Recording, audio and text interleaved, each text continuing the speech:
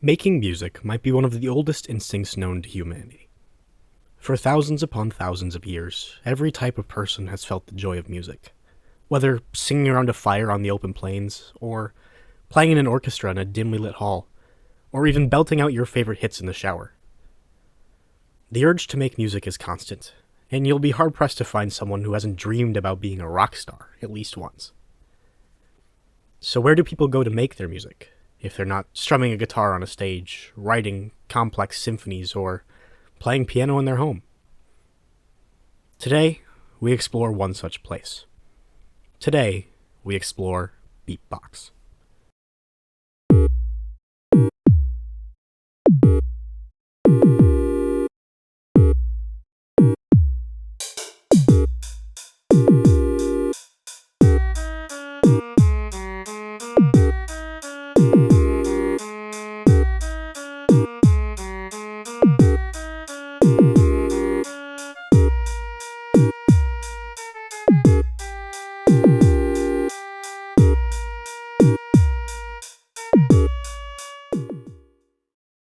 For those of you who don't know, I recently did a video with two pals of mine where we explored Chrome Music Lab, a website for basic music making that Google developed.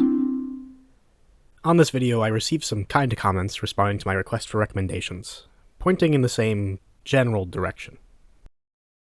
Do this again but with BeepBox. I started off with Chrome Music Lab, then moved to BeepBox, and now I take my BeepBox MIDIs and put them into FL Studio with game sound fonts. So, I went with it. As of a little while ago, this video came out. And while I was prepping to record it, I stumbled on something that felt like it would be the start of a rabbit hole. And how right I was. Ladies and gentlemen, when I was introduced to BeepBox by way of those two comments, I had no clue I'd end up reading over 80 wiki pages, trying out over 40 different editions of BeepBox, called mods by the way, and getting to know the community that surrounds these websites. But enough blabbering from me up front. Let's get into the good stuff, shall we?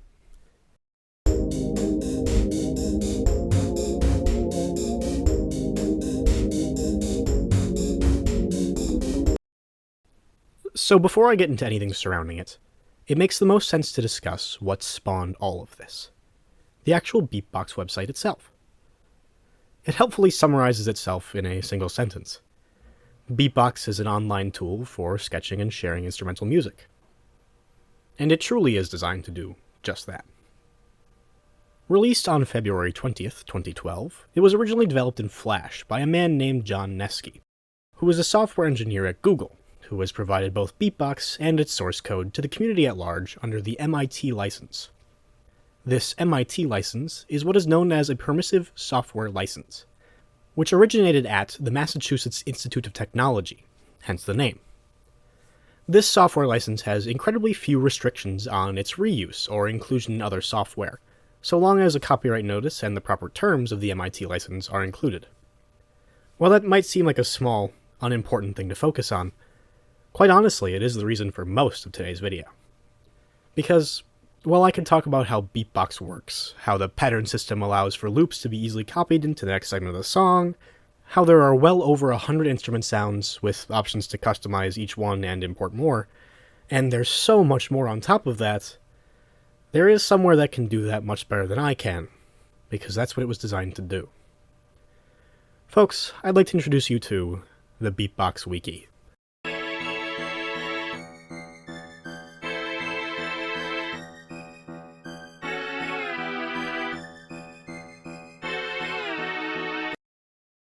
The BeepBox Wiki is what started this video, to be quite honest. It's quite the collection of information about BeepBox and our next topic, which will be revealed in due time. So let's go back in time a bit, and I'll show you around how I explored. We start with the main page, which is the first page I assume most people see when they first visit. We've got links to a few different pages, but what drew me first was the full page list. After all, when I found this website, I was trying to learn more about BeepBox. I would later use it to find a few BeepBox mods for this video, that I also made with the friends that were mentioned earlier, and released recently. Feel free to go check that out after this one. So when I came back, I beelined it to this all pages page, because I was determined to explore this wiki. I wanted to know every single thing I could, so I could tell you what I found, where I found it, and whether or not I thought it was helpful or interesting. So, I explored. I read all 83 different pages on the wiki. I learned about keybinds, custom chip sounds, instrument presets, envelopes, all kinds of things. But what I really found cool was, I think, the most interesting topic you might be able to find about a tool like this. What I found was our next topic, the BeepBox mods.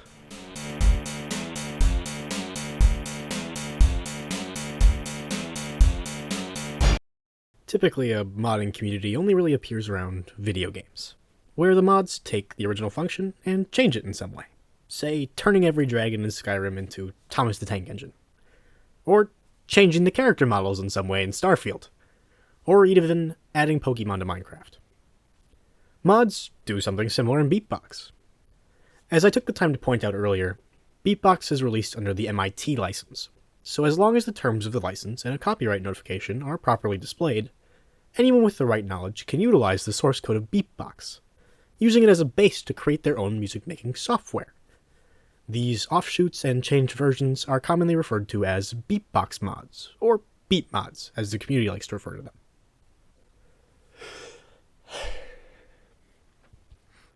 These mods serve a variety of functions, and are sourced from a variety of places in BeepBox's development, or are even offshoots of other mods still.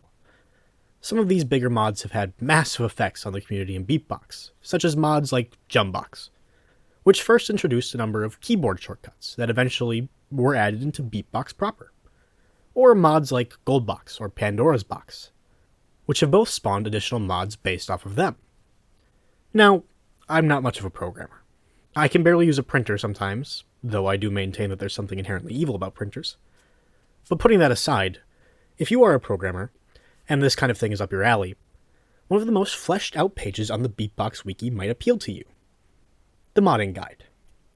Of course, this page does warn you that it expects you to have some beginner prior knowledge of programming, so beginners beware.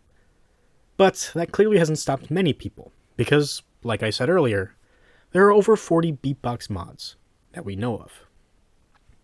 And on some of these existing mods, development does not seem to be slowing down, not to mention the multiple new ones that are popping up as we speak.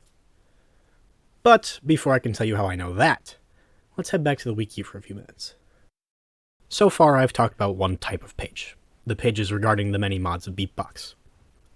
However, I think there are more than just that one type, so I broke them down into 3 different categories.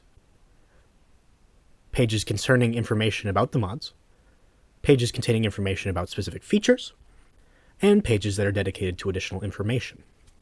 This last category includes pages like the modding guide that we discussed earlier, as well as the style guide, which regulates how pages on the wiki should look and what kind of information they should contain. And the list of BeepBox mods page, which supplied much of the information for the family tree graphic that I continue to show off. But, in my opinion, first and foremost among these pages leads us to our next topic. That page is the popular communities about BeepBox page. The page itself only contains 3 communities that it discusses, and in fact, only properly links to one of them. The 3 communities are the BeepBox Discord, r/BeepBox, and the BeepBox threads on the Scratch forums. So let's take some time and discuss all 3. I briefly teased the Discord earlier, as this is where I received much of the information that the wiki doesn't supply. The channels here, which we'll discuss more in depth later, are full of lively discussion. But I don't want to get ahead of myself. So let's get into this as I did. The onboarding process for the Discord was honestly a bit shocking. I was expecting to see the usual kind of thing you see with these Discords, agree to the rules, pick out your server roles, all that stuff. No. We get, which channels would you like to be in? What kind of pings would you like to receive? And then the server guide. Oh, the server guide. It gently grabs our hand and directs us where to go. I follow this to the Mix Info Forum, which is a hub of information, from instrument sheets, which catalog custom instruments made by BeepBox users so others can use them, to the Beep quests, which are server achievements that you can unlock to just general information after that, which could be helpful around the server. The finished picks channel was the next stop, where the well-liked songs are collected. All of the beeps, as they call the songs, with 10 or more of the proper reaction, are sent here via a Discord bot for easy listening and finding. There's also the sheet picks channel, which is where the songs that are submitted to the submission sheet and score above a certain percentage or amount are displayed. That then led me to read their very detailed roles overview information, where I found out that this Discord server has 79 different active roles, and all of which were discussed in detail, including the requirements to get each of them. Wow. But let's discuss some numbers. The BeepBox Discord was created in 2016. As of the writing of this script, there are 3,314 members. They have dozens of text channels, voice channels, and forums, and it's a very active place on top of that. The info in the Discord pointed me in a few other directions, like their seemingly defunct or at least very inactive YouTube channel and the Twitter account. I did read a bit about plans to revive the YouTube channel, but as of recording, doesn't seem to be the case so far. I'll keep you updated in the comments though, so feel free to check that regardless of when you're watching. There even were ongoing competitions that were being hosted, as well as just places for general feedback on works in progress, and the usual host of channels dedicated to outside topics. Art, music, gaming, memes, all that stuff you see in public Discord servers. All in all, it's a lively place, and the people seem to be friendly, helpful, and dedicated to advancing and creating with this program. It's the kind of community that keeps places like this, those which may seem a little more obscure to those of us who aren't aware of them, alive and well. I don't often discuss Reddit, or subreddits, or very Reddity things. But let me tell you, r/BeepBox is one of the subreddits of all time. It's got 4,000 or so members, it's in the top 11% of subreddits for size, and it's somewhat active. As of what I could see, it usually gets 2 to 4 posts a day, usually just people posting their BeepBox songs. I didn't sense the same kind of huge community here like there was in the BeepBox Discord, but it does seem to have its own history. I believe it was started in 2018, and there are signs of contests that were hosted every other month, including one that was ongoing in the month of July while I wrote and recorded this video. I don't have much else to say about the subreddit, to be quite honest. So, if you're an active member or poster and would like to highlight it more, feel free to leave a comment below telling me your thoughts. So let me tell you, when someone asks me, Austin, where do you think a community around an online music tool might gather? I can guarantee you, not in my top 10 answers, would I have guessed scratch.mit.edu in the forums. I have not thought about this website since 2015, when I would mess around trying to make games on it here with some friends of mine. However, it seems BeepBox has a thriving community here. The original thread concerning BeepBox was started in November of 2015, and ended up in use well into 2021, spanning over 500 pages and just over 10,000 posts. A second thread was started, but appears to have suffered from some type of drama, and thus was shut down within only a few months of starting. On the other hand, the third and most recent Scratch Forum thread has been running since mid-November of 2021, with posts as recent as the day before this video was written.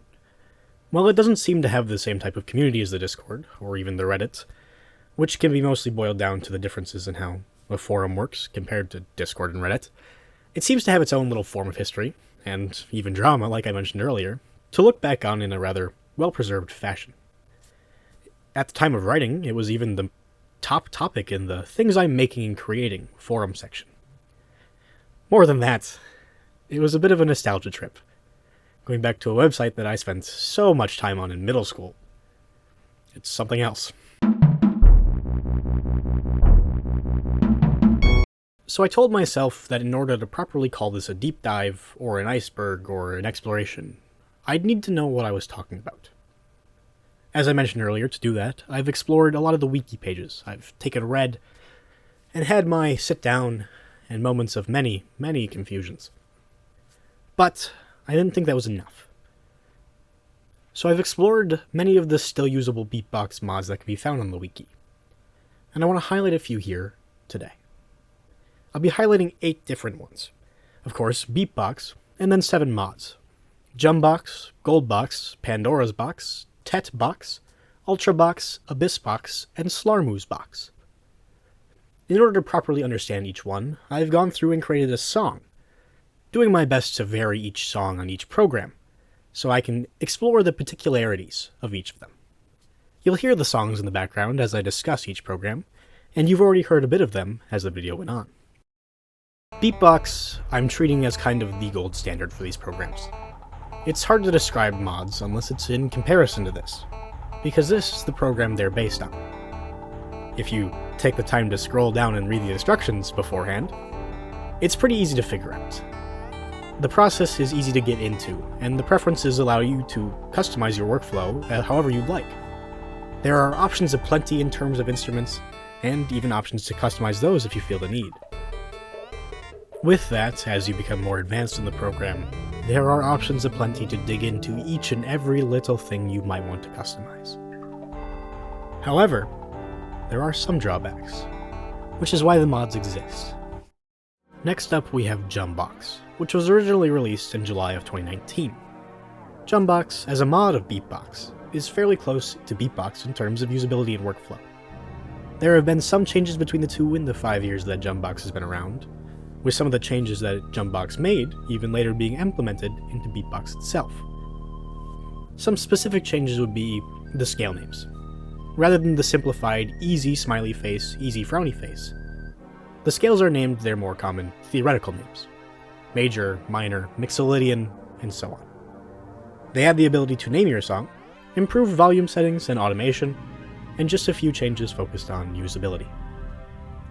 You can in fact learn all about it in Jumbox's own overview video, linked on the Jumbox website itself. Next up to discuss is Goldbox, released June 16, 2021. A mod of Jumbox, Goldbox was designed to add more features to the frequency modulation, which is an instrument type that uses sets of either 4 or 6 operators to algorithmically create a sound. Specifically, it added the ability to use waves other than sine waves, which added possibilities on the order of multitudes. Goldbox was heavily used until the introduction of Ultrabox, a mod we'll be discussing later. Goldbox, as it was a mod of Jumbox, hasn't been updated much since the release of Ultrabox 2 years later, and is still quite similar in usage to Jumbox.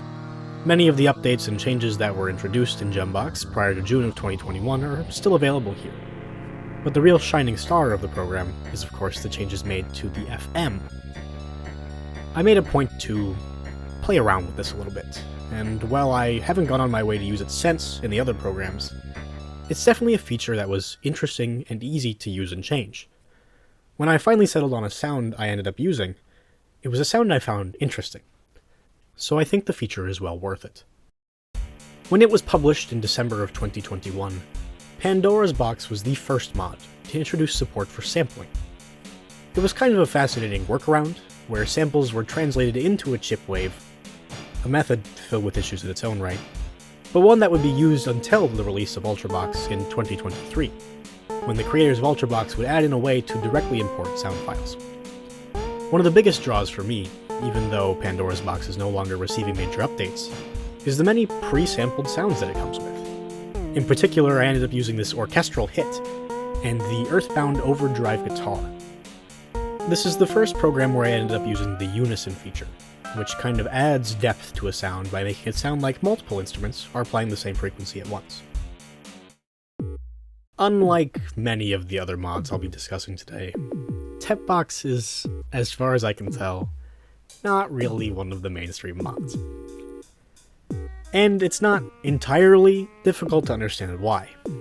Tetbox, released on April 10th, 2022, is a mod of BeepBox made with the intention of allowing BeepBox to use 19 equal divisions of the octave, rather than the 12-tone equal temperament that many of us are familiar with. I wanted to highlight this one briefly because I thought it was one of the more unique mods, as none of the other mods I'm aware of were made with the intention of working outside of 12-tone equal temperament, other than a broken Jumbox mod called Jumbox 11 equal divisions of the octave. I enjoyed working on this one, if just for the reason that it was outside the harmonic language that I'm used to, and that opens up an interesting range of possibilities. But beyond that, it's just a very good BeepBox clone, so I wasn't upset about it at all.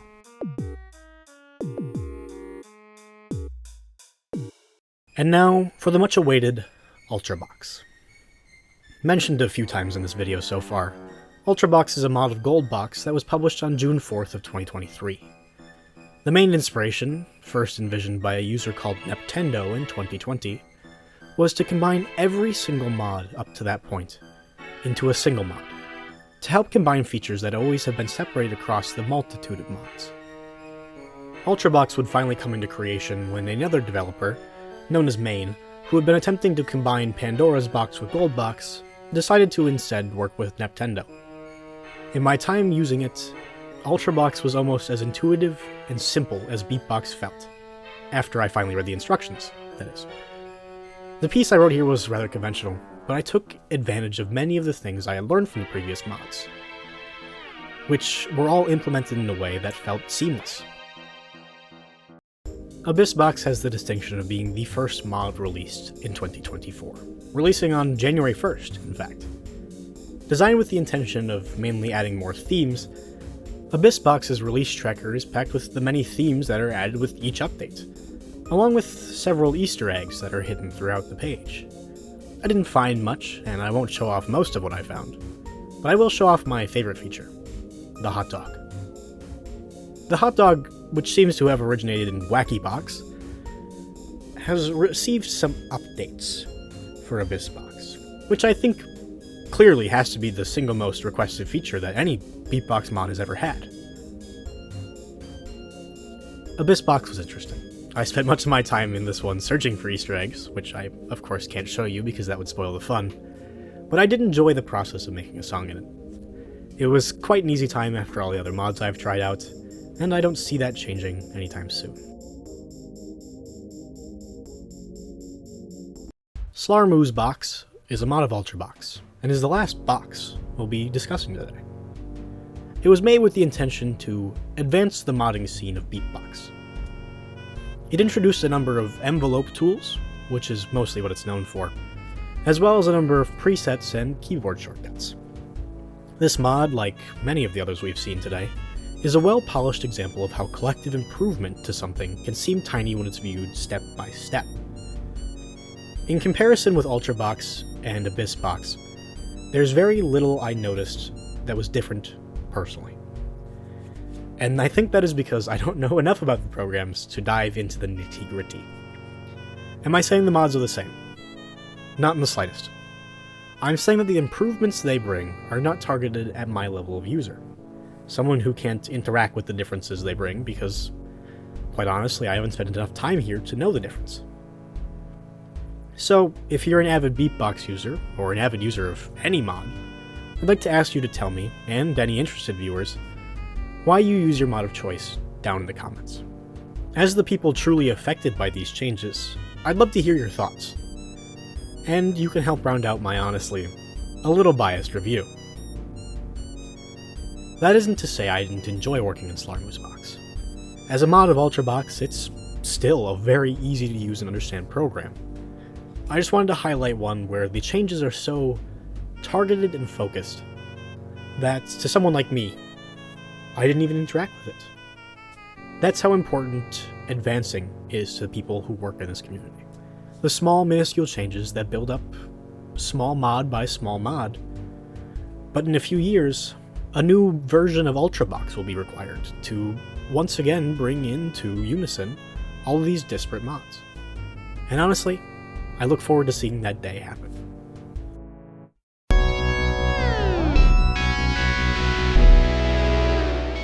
So, I've explored every page of the wiki, the most popular communities around BeepBox, and I've even spent somewhere close to 7 or 8 hours working in some of the most popular mods available.